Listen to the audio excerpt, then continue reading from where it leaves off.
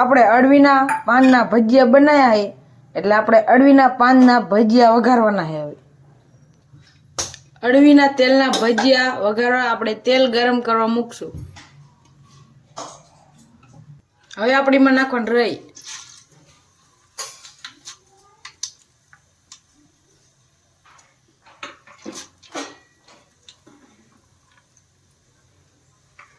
હવે આપણે એમાં નાખવાના લાલ સૂકા મરચા.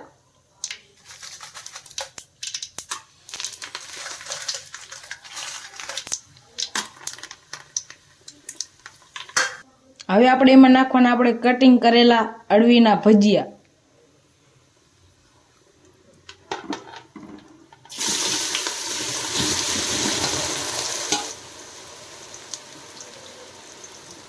હવે આપણે અળવીના ભજીયાને અને આપણે વઘારેલા મરચા મિક્સ કરી લેવાનું.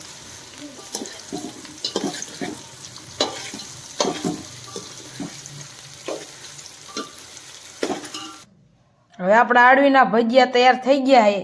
જેને ખાવા હોય એ આવી જજો.